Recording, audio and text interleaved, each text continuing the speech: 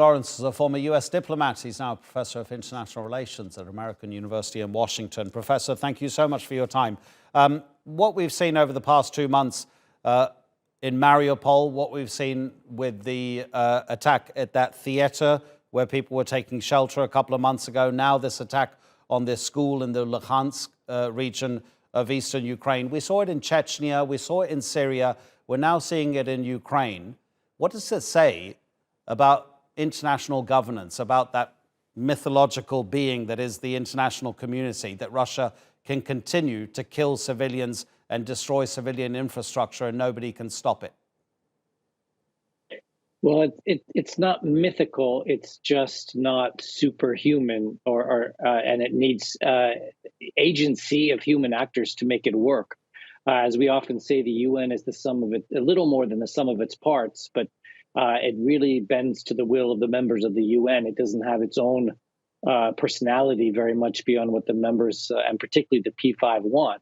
And of course, the UN's been particularly weak because of Russia's veto. So that's leading to big discussions about restructuring the UN.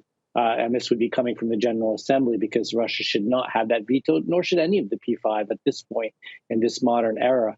But at the heart of your problem is our collective disgust over Russia's scorched earth policy. And this is part of Russian military doctrine, as you mentioned in your question.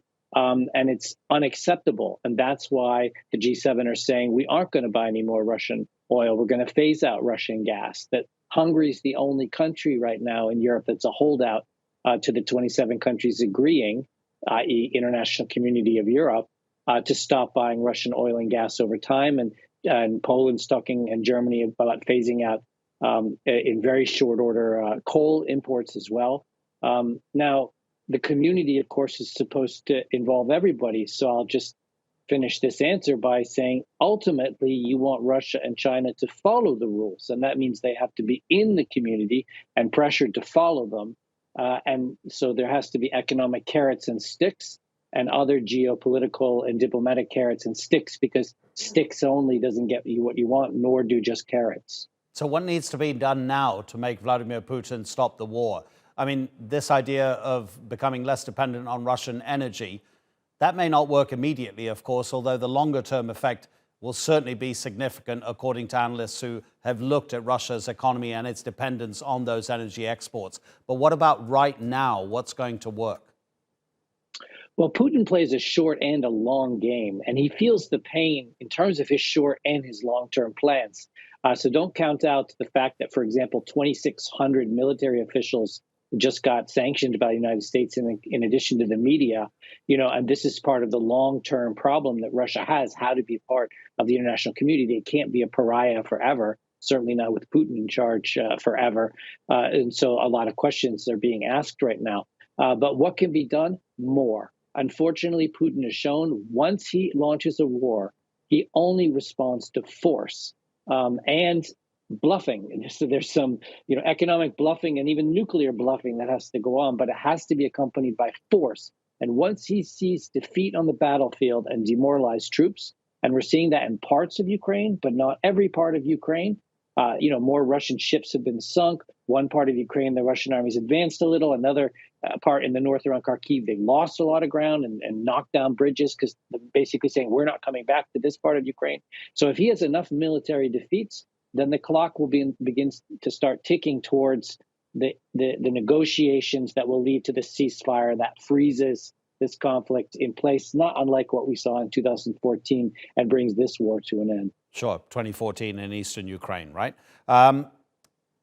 With all the anticipation of what might be pronounced on May the 9th, with that huge victory parade through Red Square in Moscow, what is your understanding of what Vladimir Putin may say? Any particular thoughts about a big announcement? I think internationally it makes no difference. It's been overplayed.